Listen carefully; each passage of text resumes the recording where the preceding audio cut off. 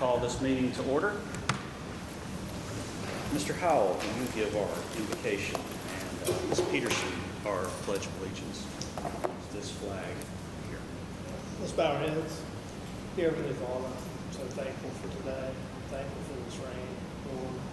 Thankful for the wonderful tour we had today. It was just a pleasure going through the schools, see our students and our teachers and our administrators, Lord. As we come tonight to discuss the business of the district, just guide us, give us wisdom, Lord, and everything that we say to do. Praise and precious Son's name. Amen. Amen. I pledge allegiance to the flag of the United States of America and to the republic for which it stands, one nation, under God, indivisible, with liberty and justice for all. Thank you, everyone. Welcome to this meeting of the Jackson County Board of Education, where we will discuss the business and financial needs of the school district. Later on, we will enter into executive session to discuss student matters and legal matters. This time, I will entertain a motion for consent agenda items. Yes, I move to add the following items to consent agenda. Items 7D, 2, 3, and 6 through 8. E, items 1 through 6, 11 and 12. F, 1E and 1G through 1J. G, items 1B, 1C, 2A, 3C, and 3D. Item H2 and items I, 1 through 14. Items J, 1 through 12, and K, 1 through 25. Okay, you have heard consent agenda items in the form of a motion. Do I have a second? Second. Second by Mr. Dickerson. All in favor? 5 and no. Need a motion to approve tonight's agenda. Motion by Ms. Peterson. Second. Second by Ms. Dobson. All in favor? 5 and 0. Minutes. Jack, are we good with October minutes?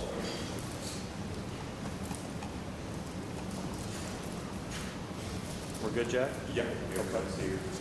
Motion to approve October 16 minutes. Motion by Mr. Dickerson. Second. Second by Mr. Powell. All in favor? 5 and 0. Okay. Acknowledgements and announcements. I'd just like to take a brief moment here, Liberty, since we're at St. Martin, to thank everyone for the tour that we had today. We had an outstanding tour. All the buildings were fantastic. We're still enjoying our meal, apparently. It's to me kind of a crime to have such a great meal and then come here and have to conduct business, because we are all very, very sleepy after that.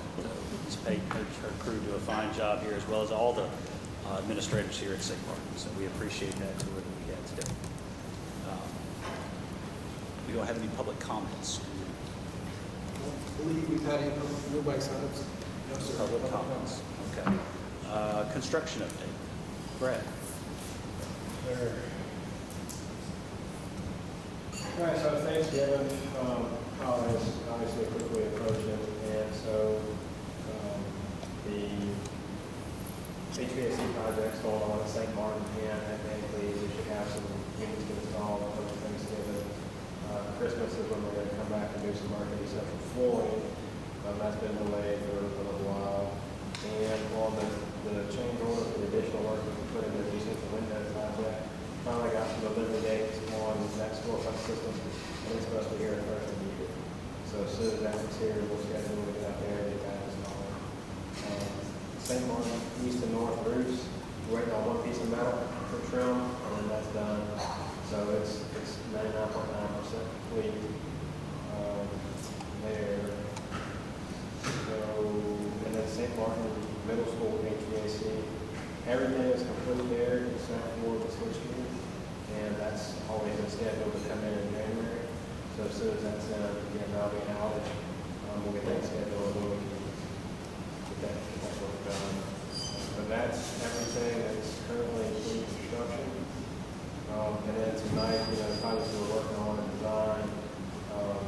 central HVAC extra project. You've got bids before you tonight to approve. So what you'll note on those bids is alternates 1 and 2 came back, base bid and alternates 1 and 2 came back at 1.18 million. And then the total amount of money that's allocated to the central, once all the other projects are closed out, is an additional $398,000. So the intent there is to identify 40-something units at the lower. We tried to replace all those and couldn't get that done with the budget. So we're going to go through and handpick the 15 or so that we all think most can do the work. And that would be a price action contractor, do a change order, some month. Now spend all the money in Central, which is the same thing we're working on right now at St. Martin's and Evangeline to close out all the projects, take all the extra money that's left, put it on, and then go ahead and select units, do a change order replacement, and spend all of it.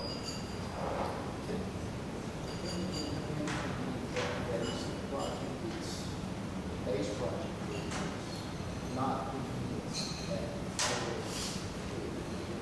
The lower elementary units are for the normal split systems. Those were bid alternate 3. And bid alternate 3 came back too high, so we wanted to get tired. So those will be, I would guess probably getting 15 of everything.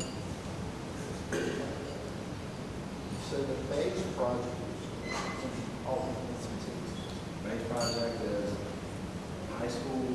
Okay, that's all. And then, eventually roof, we're designing that, and we looked at bid dates, and I talked to Mr. Lata, and the way the bid was gonna fall, we were gonna be opening bids really well out. We could push it up, we could have opened by law, the earliest we could have done was this Friday, thing do go out. We just decided that, probably the best thing to do is open those bids once we got in. So we'll open those bids probably the first week of January, good day for administration, once they write back. What's your thoughts? So we've had really good luck lately with roofing projects and doing them when schools been occupied. So I would say, again, we really should have something like what you do. If it works, you guys say you do it whenever you can.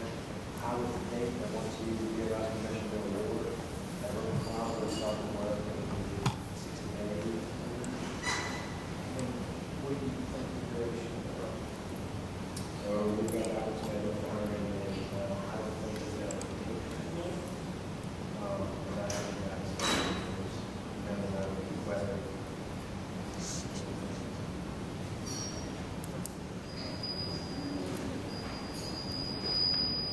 So, got any questions? That's all I've got for tonight.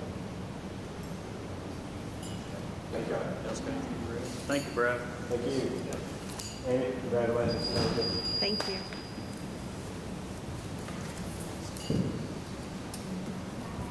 Okay, that takes us to item 7D, financial management. First item, present revisions to policy IFCB, field trips and excursions. This is a present item. Anybody have any questions on this? Okay. There are no questions, then items 4 and 5 to discuss the June and July monthly financial reports. Anybody have any questions from the financial reports? Okay, that takes care of item D. Item E, under Human Resources and Risk Management.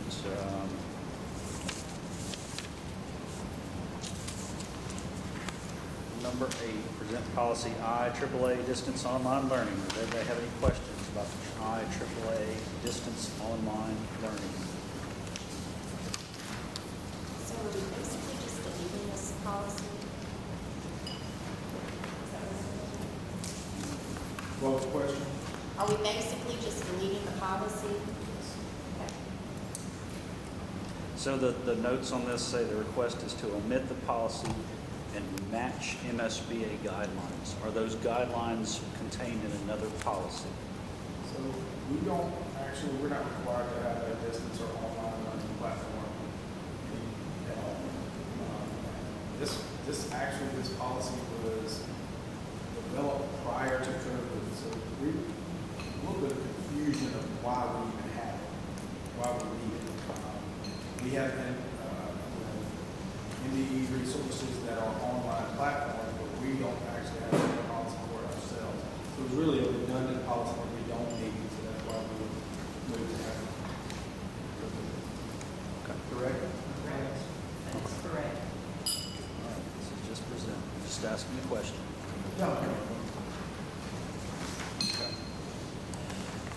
Moving on to item 9, present policy, update to policy ICA curriculum development resources. Any questions on E9? There are none. E10 is presenting edit to policy KN procedure for complaints. And I have a question. What does ECIA stand for?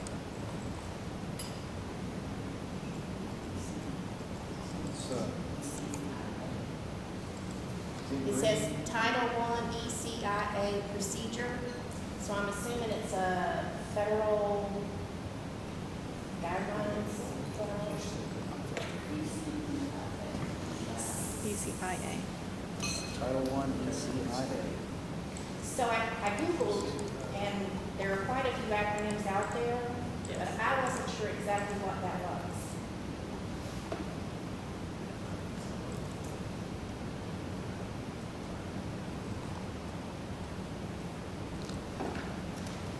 So could we, It's all presented tonight, I would suggest that we'll get exactly what it is and how it would impact this policy, and we can get that information to you prior to approval from next month. and the only other question I had was at the very bottom, it talks about the Commissioner of Education.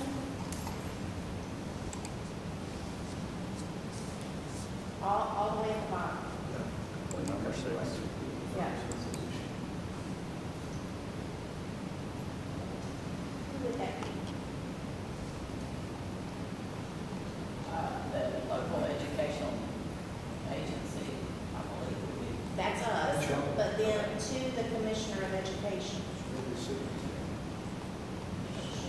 Could it be Mr. Baggett? ECIA is the Education Consolidation and Improvement Act, That's what I thought. and it goes with Title I. So, Thank you, Chris. Can we put that in the policy and then put the abbreviation beside it? Yes. For explanation purposes. That's a great suggestion. I don't know that they would take y'all's appeal to me at the end of the day, y'all are the school board, so I don't see an appeal coming to me if y'all have already ruled. Well, so I wasn't sure if Commissioner of Education was the state. State Superintendent of Education, we'll have to get clarification. So- Okay.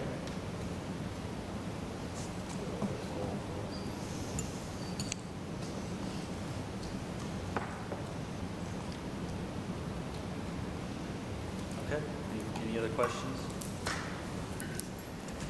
No? Okay, moving on then to curriculum and instruction. 1A is spring 2023 state ACT data. This is how we have performed. Any questions on the ACT data? It's good to see our numbers up across the board.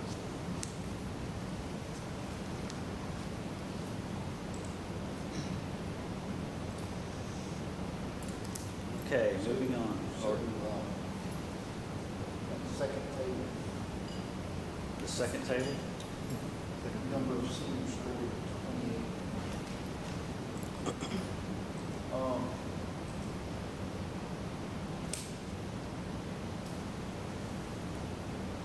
Those goals that from the 2020. The original goal setting, I believe so. Yes.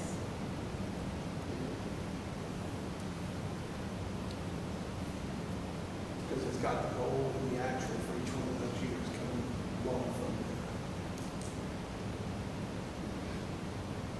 there. Glenn, I remember the first proposal, I believe, had a hard number there. And then there was a point in time where we tried to change that to a percentage.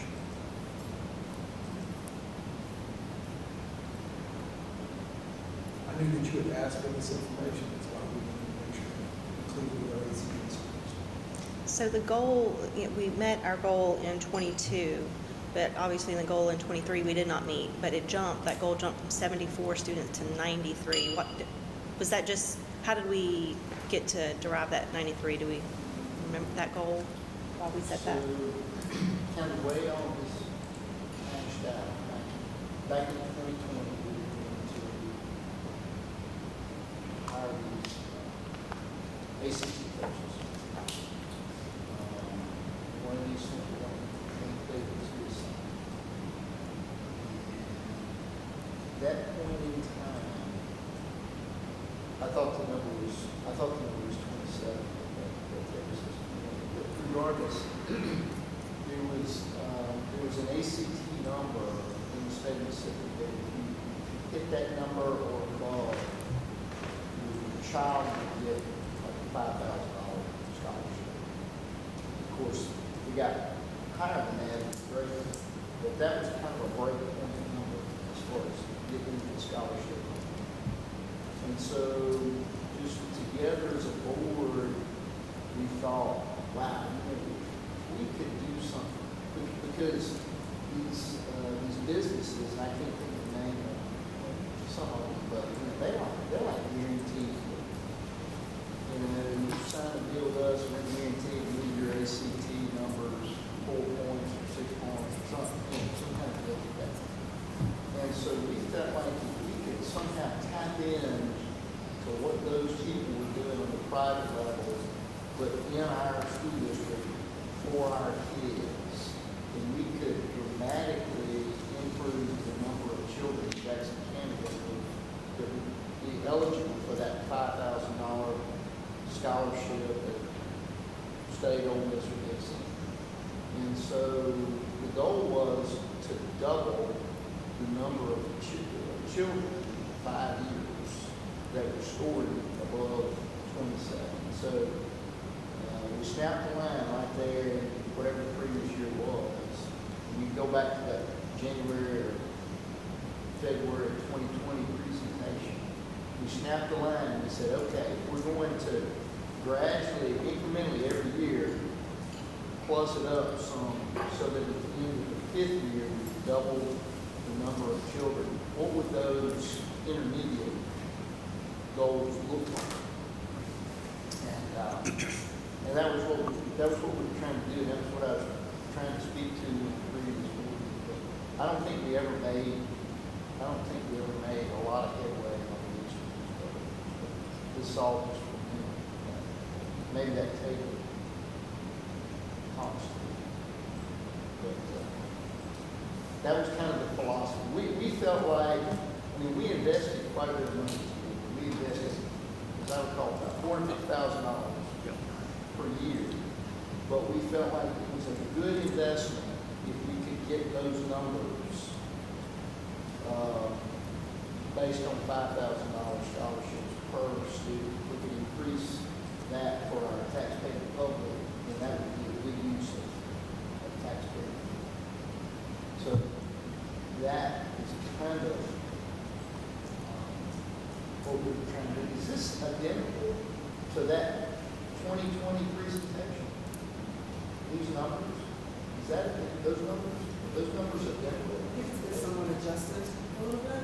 Adjusted a little bit? Somewhat, but I think that we should consider adjusting a little bit more because since 2020 and things have kind of changed with the way the state's going with the work keys, they provide a lot more opportunities for students to go to these college programs with the work keys and their work key score. And these teachers teaching the CCR programs are focusing a lot on ACT and work keys. So we've actually doubled our number of students that are able to go to college now through these tech programs and through actual college-bound programs. So I think we're actually doing more than what you can see on the surface. I don't know that we were, I don't know that, it's great for many of our students to go to college as possible. And I think that's always where we go. But I think the focus of this particular program was $5,000 scholarship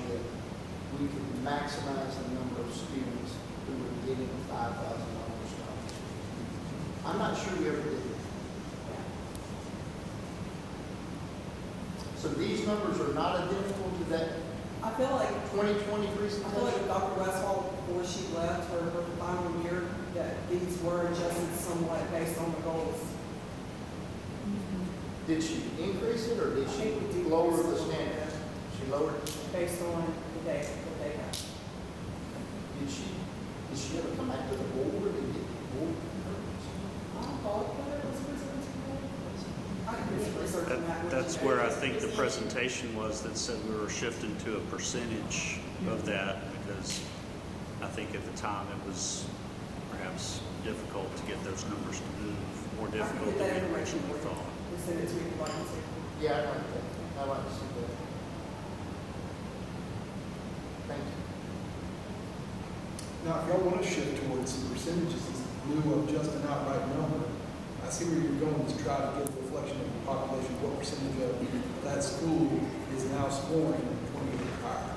We can bring back some different options for you as far as what percentages y'all would like to see them set at. And I believe they did adjust to the percentages because I had to go back and calculate and figure out just the flat number of students based off of the presentation that the ACT coaches gave to me when I first got on the job in February of this year. So it was in a percentage, so that would make sense that Dr. Westphal had switched to a percentage model. I remember when she came to the board, we didn't vote on it. It was just presented as, it was a decision to release the numbers. And I think Ms. Holmes has a good point about how the ACT, how we may need to change our thought process as a board or our focus as a board to better mesh with what our principals know is important for all of our students, both on the ACT and the career readiness, to give them opportunities. And so maybe we just need to just go back to both the principals and the board and just have a refreshed presentation on what are reasonable goals and what we're working towards versus us. Because I think we kind of had that lofty goal, like Mr. Dickerson said in the beginning, with ACT and focused on this. And this is, so we may just need to revisit the realistic goals with the principals that meshes with the entire district. So one thing that I look at is the amount of money that has been invested. Prior to the money being invested, we were at 55. After the money's been invested, we're at 71. And so are we getting academic value for the investment? Because $450,000 is significant. I would remind you also that one of our indicators for our school district and the accountability model is with the ACT score as well as the working score. So we do get a direct side effect from this in our accountability model, points that we get from our district. That's what we're measuring, are the amount of kids that score the scores necessary both in either ACT or work keys. That's calculated for accountability models. It looks like, let's just look at the data. So it looks like for the investment, I'm looking at next to the bottom row, for our investment, Bankley in 2019-2020 gave 16 students scored 28 or above. If I interpret the table correctly. And then the next year, they dropped to 50. The next year, they went back to 16. The next year, they went to 19. And the next year, they stayed at 19. And so, we spent a lot of money, we did a lot of work, but we really didn't make a lot of progress. Am I misinterpreting? And so that data was requested to support the ACT money that was into the classrooms. So yes, we do value the work keys, and we definitely want to keep that component, but what we want to see here is, for the $450,000, how many students is that directly impacting? Data from before the 450 versus after the 450. Well, I can tell you as a whole, currently, we are tied for second with St. Martin for the coast schools for the 20.2. And if you take away the School of Mississippi Math and Science, we're in the top 4 of the state with our current ACT score. So do you feel, I guess that's the question, as a high school principal, do you feel, Ms. Holmes, as a high school principal, do you feel that this program is still beneficial to you as principal and to the students as a whole? Speaking on behalf of Bainwood High School, I think it's been very beneficial for us for, as I mentioned a minute ago, for both ACT and work keys. I would say probably about 80% of our students leave Bainwood High School knowing exactly what they're going to do. They're either going to go into a technical program, the military, or they know exactly what college they're going to. And I think that, excuse me, I think they've been able to do that through this program.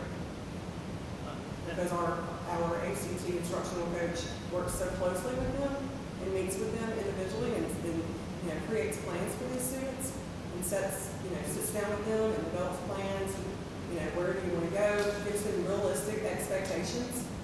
Where a student may have a 20 on their ACT and they say that, they want to be a doctor or a lawyer, this particular teacher sets realistic expectations with them and tells them, particular careers within their ACT score that kind of fall under the medical field or, the legal field that would be more realistic based on what they would be capable of or what, So I think it's helped a lot with that.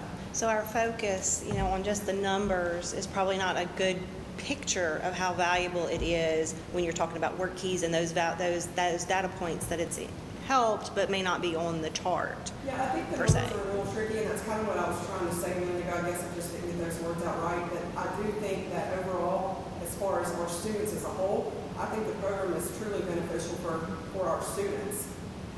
Like I said, they were able to put more students in programs, for trade or for college, whereas prior to this program, we just gave the ACT as normal, as a lot of other schools do, and then we kept it moving, and it was kind of up to the students to figure out what they wanted to do, whereas this is more like career exploration for juniors, and then, this teacher follows up with them throughout their senior year, and it's just beneficial for them.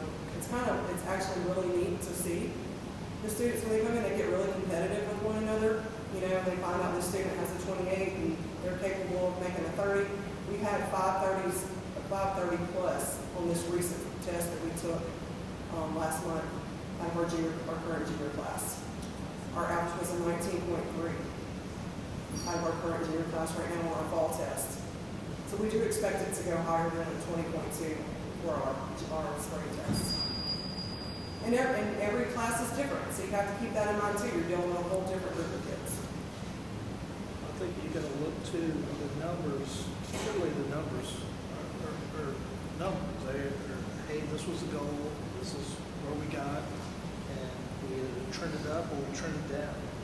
But I do think there's other benefits to this program that we see all across the district in our ELA schools, our math schools. This helps all of those areas. That we might not see that here, but they're getting that, over and over into them, and we're seeing it all over the place in our other clusters.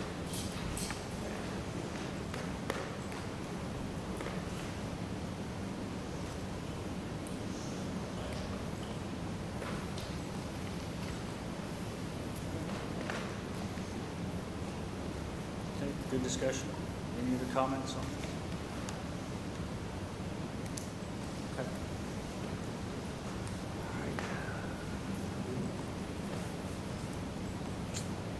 All right, that takes us to item F1B, approved policy revision, JCD alternative education setting. Do I have a motion for item F1B? Motion? Motion by Ms. Dobson. Second by Mr. Howell. Any discussion? Yeah, I guess I'll start because these next three items are all related to this policy change, which would be, and I guess I'm just looking for an update from our staff on when this will take effect and, you know, how we will make this transition smoothly because this is mid-school year. So just what are your thoughts around how comfortable you are with moving forward? We're ready, you know, actually, we gave parents an option because we told them this, we had a number of hearings for this week, and that if they would rather, they could wait until later in the week and go before the committee if this policy was approved. Now, the vast majority are coming here, but we feel like we're ready to go this week if we have a hearing. But we're planning on every week, we will have a day selected, so if there are any hearings that we need to do, we'll be doing once a week. That way kids aren't sitting in out-of-school suspension or out of the classroom any longer than they have to be. Our goal is to get them back into the classroom setting as quickly as possible. I have all the forms that we're going to utilize in this process. They're already done. As soon as this is all approved, they will be sent out to all the administrators in the school district to be able to use. We already have a pool of administrators selected by month that are ready. We've selected Wednesday will be the hearing day. We'll have every Wednesday. We have set aside a boardroom to have hearings. So we don't need it every Wednesday, but we're ready for that process. Really, the only thing that we're waiting on, and the only thing that we kind of changed tonight is we do have the handbook section that is the accompaniment with these policy revisions. If the board is satisfied with that, probably the only thing that would expedite this even more was if we wanted to go ahead and approve that tonight. That would be the only thing. It would be the revision to the handbook. So outside of that, we're ready to go. We will start this process tomorrow.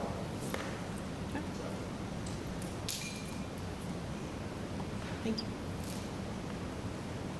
Okay, any further discussion before we vote?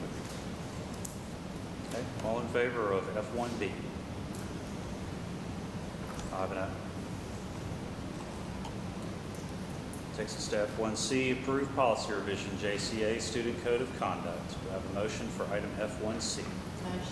Motion by Ms. Peterson, Second. second by Ms. Dobson. Any discussion? All in favor? 5 and 0. F1D, approved policy revision, JDAA. Do I have a motion for F1D? Motion by Mr. Dickerson, second by Ms. Peterson. Any discussion? All in favor? 5 and 0. Item F, present policy JCD, secondary handbook addendum. This is the handbook you were referring to. And this just changes the language that's in our current secondary handbook to match the new policy that we just approved. Again, if you would prefer to wait, that I completely get it, but it is a little bit smoother transition if that happens. So, but it's completely, it just cleans up the language and puts it in the handbook as it will be in policy. So if we do not move this to approve tonight, how will that, Approved in December. how will that impact your hearings for this next So, bullet? Or in my opinion, Nothing. Jack can speak to this a little bit more. The policy overrides the handbook. So once we approve the policy, we can absolutely utilize the policy. So, Thank you. From a parent standpoint, we may get some questions, if we change, when we notify parents that the policy has been changed and that this is now the discipline review procedure. But it is now policy within the Jackson County School District, so we would be within policy. It is just a cleaner process if this is already a companion. We just try to not do present approval the same night. I Right. think we need to honor that process. So I believe just present myself, because like he said, if we get to that situation, it's our own policy. And I didn't give it to you last board meeting because I didn't want to give you this before you had a chance to look at the policy changes, because you may not have heard of those. That's right. So that's kind of where we are. Okay. Any other questions on this? Do we want to approve tonight, or we just read it with present? We're good with present. Okay. Okay, item F1K, approve JCSD policy IDAG dual enrollment. Do I have a motion for F1K? Motion by Mr. Howell, Second. second by Ms. Dobson. Any discussion on F1K? So I had asked, Ms. Dobson to put this on the consent agenda because I wanted to ask that we could put something in the handbook to give Absolutely. parents something that they could quickly find on dual enrollment. We'll definitely do that, and I'll have that for the next board meeting because we'll get it on there this year. You got it. Okay. Any further discussion? All in favor? 5-0. Item F1L, approve SMHS ACT work keys agreement. Do I have a motion for F1L? Motion by Ms. Peterson, Second. second by Ms. Dobson. Any discussion? Well, nothing was filled out, so I was a little unsure what we're doing.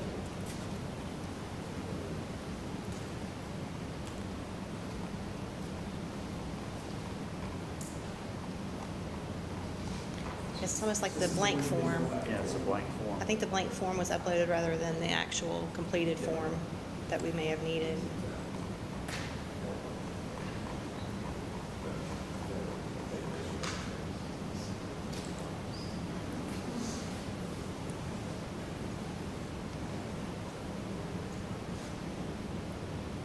So we need to have a completed form on this?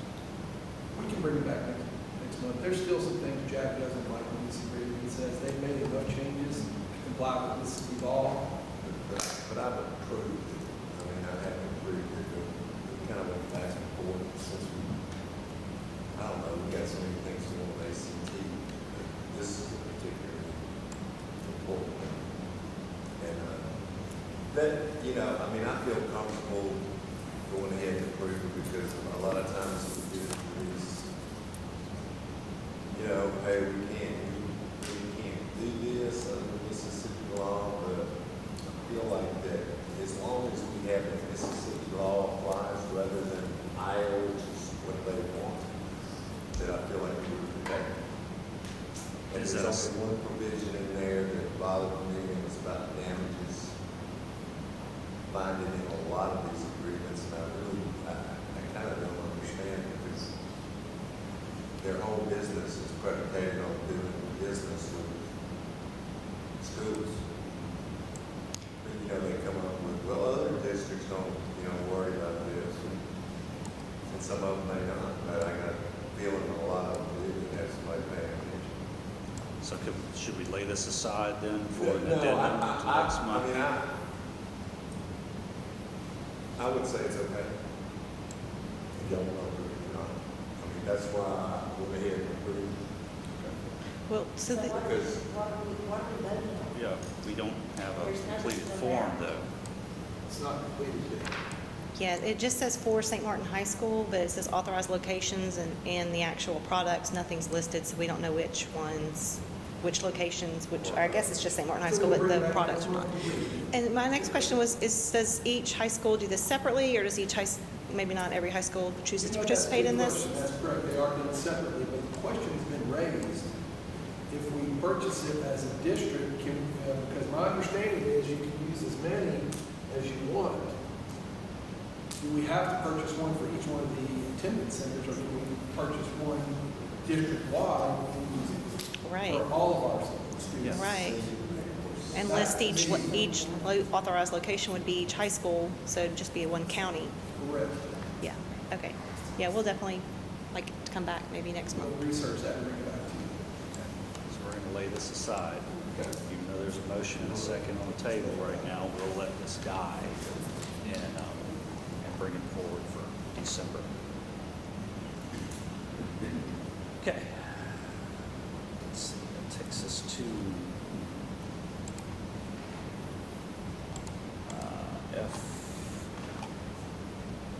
F2A, approved contract between Mississippi State University and Jackson County School District.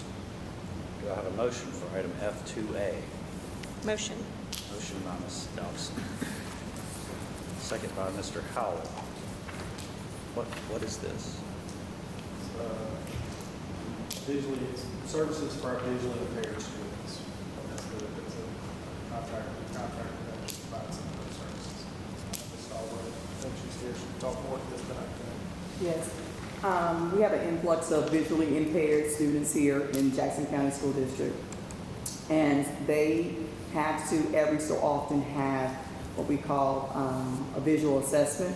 Some of them have to have assistive devices such as enlarged screens, canes and things to walk with.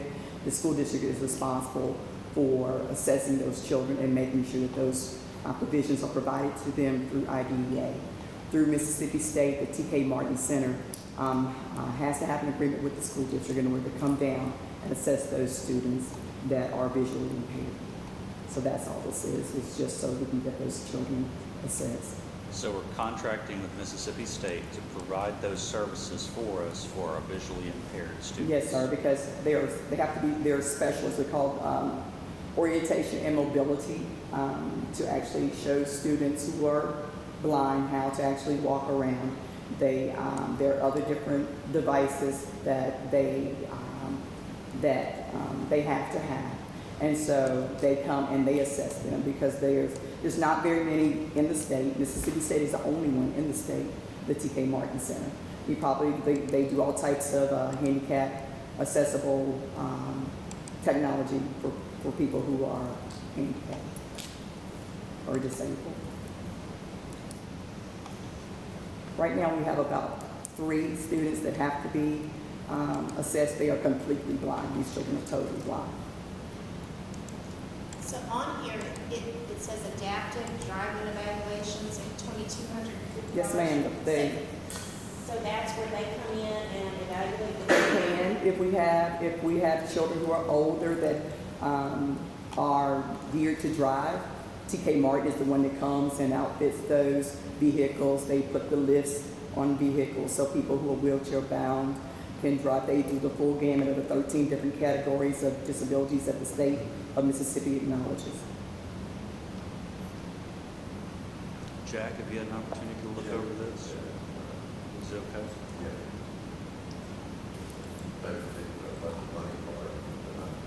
Yeah. Well, and the money part is so depending on how many students we have, it's gonna change from year to year. Right. It's gonna change from child to child. Some children are gonna need more services than others, even though they're all visually impaired. Some are worse. So. They do charge us an awful lot, but they're the only people that do it.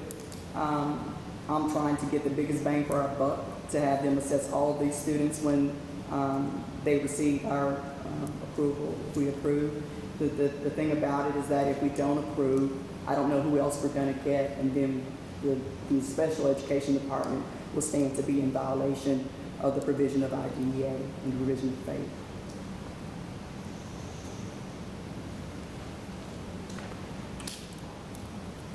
Any other discussion, questions? Okay, we're ready to vote. All in favor? 5 and 0.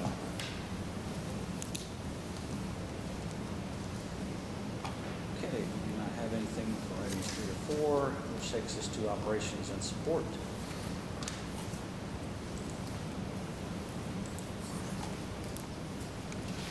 Operations G1A, present changes to GGBB supplement scale. Any questions on the supplement scale?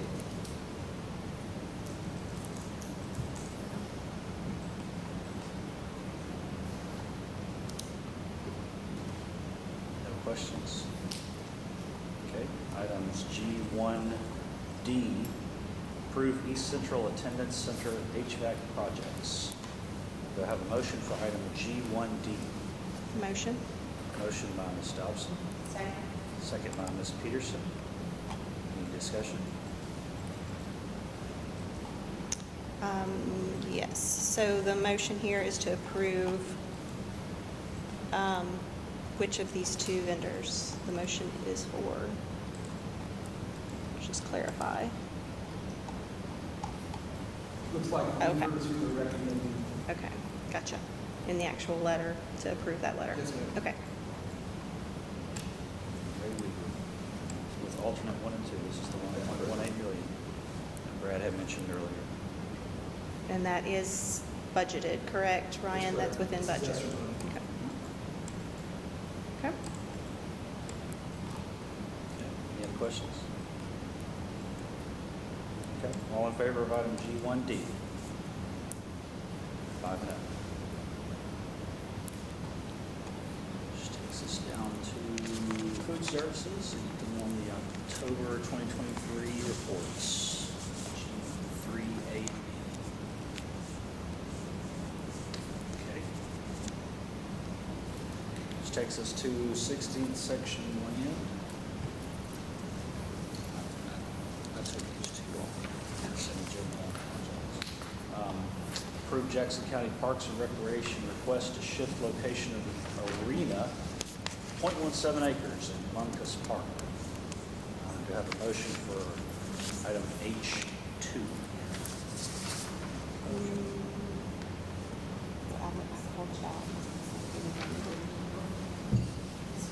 Oh, that's the, Yeah. So I met with ours, there's some beautiful oak trees out there, and they were gonna be impacted where it's located, so they suggested moving it just slightly, so making some pine trees, but it really saves the character of those large oak trees that are on this property. That's what they're asking. And I apologize, this was on consent. Okay. Just typically, I don't normally want to do 16 section lands Sure, on a that's consent fine. agenda. It was the only reason why this is the one Because item I that asked the was same on question, here. I already changed it. So,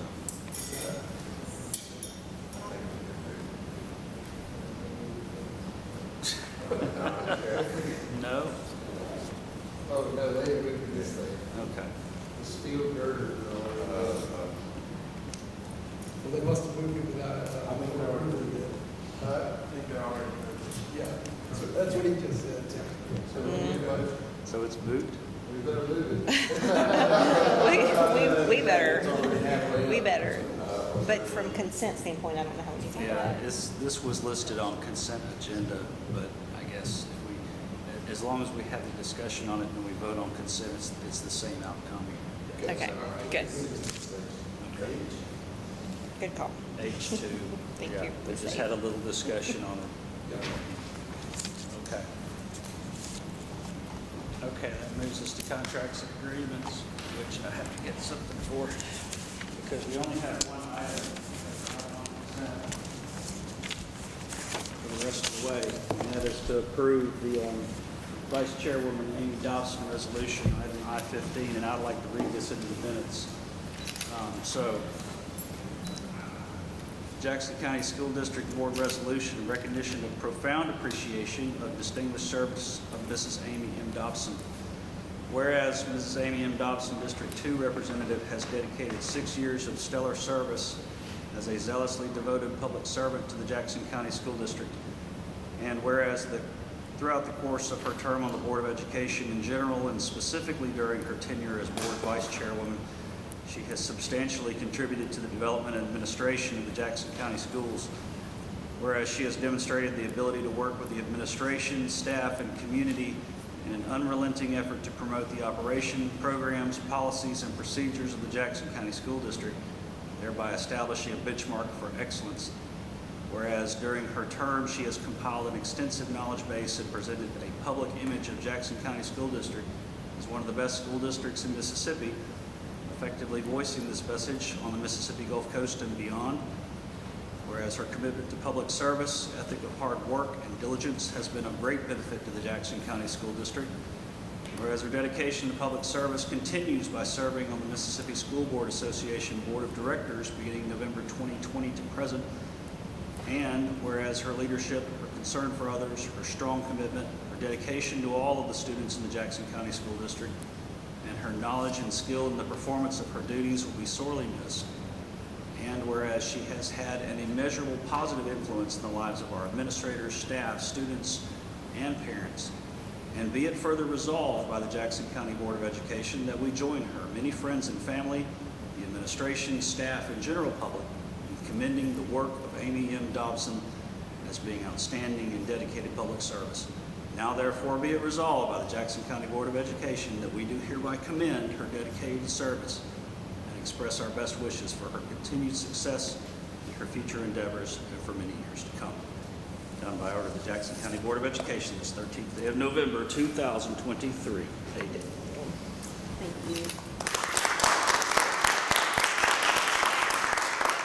Say a few words. I'm just honored and appreciative of everyone, I guess, giving me a little extra attention and love today. And I've said before, I'm honestly just embarrassed to do so because there's so many people in this room, I think, that contribute so much more on a daily basis. So I just continue the progress, the great work you're already doing. I have great faith in our district, and I wouldn't want to live or have children in any other district in the state of Mississippi or the nation for that matter. So I'm just proud of all of you, and thank you. Just keep doing the great job you do, and we'll just keep producing great community members like we always have. Just continue to pay it forward. So thank you.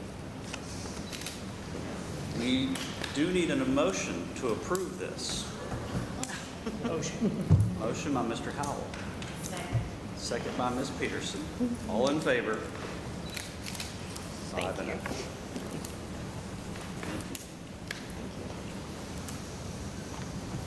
This takes us to consent agenda. Do I have a motion to approve consent agenda items? Motion. Motion by Mr. Howell.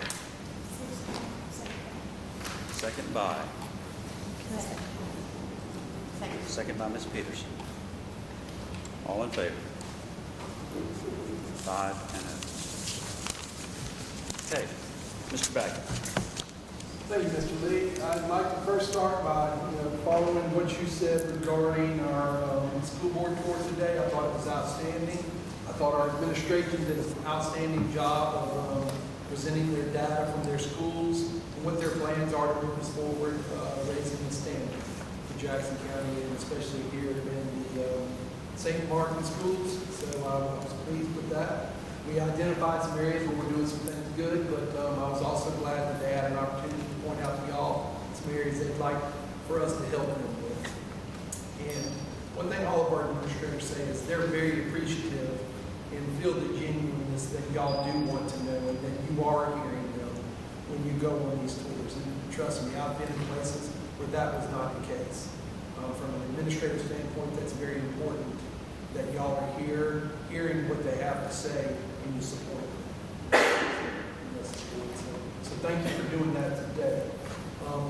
Moving on along, we've got some recognitions. I think you heard time and time again today that St. Martin's got some sickness going around over here, but I think across the district, we've got some good things going on for October. As we did last month, we're going to do it by cohort group with the lower elementaries, the upper elementaries, the middle, and then the high school. So for the lower elementaries, this past month in October, the best was Van Cleve Lower Elementary, and it was at 94.89%. So congratulations to Van Cleve Lower. For the upper elementaries, the school with the best attendance was Van Cleve Upper Elementary. They were at 95.12%. Keeping in the same theme, for middle school, Van Cleve Middle School was the highest middle school attendance at 94.39%. And East Central, that break the trend. East Central High School came in with the best high school attendance at 92.82%. So congratulations to them. but at the end of the day, there can only be one. And the overall attendance for the district goes to, for last month, Van Cleve Upper Elementary at 95.12, which is the standard that we're trying to do at 95%. So they had their bout earlier this year with the sickness, so they bounced back at the right time. So congratulations. Moving on to the teacher reports, keeping with the same theme. The school from the lower elementaries with the highest teacher attendance rate was Van Cleve Lower at 95.4%. The upper elementary with the highest attendance rate for our teachers was the Central Upper with 97%. And then for the middle school, Van Cleve Middle School is back in it again with 95.10. And then for the high school, St. Martin High School last month, their teachers were at 95.76. Again, there can only be one top dog, and that this month goes to East Central Upper Elementary, 97%. Great job. And, you know, our teachers are dedicated, and it shows with that attendance that we had. Next thing I'd like to talk about, and we've talked about it briefly earlier, the ACT scores just came out. And we are spending a lot of money on it. But I would say this, it made me very proud when I've had more than one district reach out to me and say congratulations. Like Ms. Holmes alluded to, I think we were number 6 on the coast in the accountability model, but in the ACT, we were number 2. Okay? And we have gained and surpassed a lot of the schools. And on the coast itself, I think St. Martin and East and Van Cleve were tied for second amongst all schools on the coast, with that other school that we won't mention just barely ahead. And we are closing the gap and closing it quickly. And then East Central was 5th on the coast. Statewide, if you take out the school for Mississippi School for Math and Science, which they're taking the best of the best up there, so it's hard to compare with that.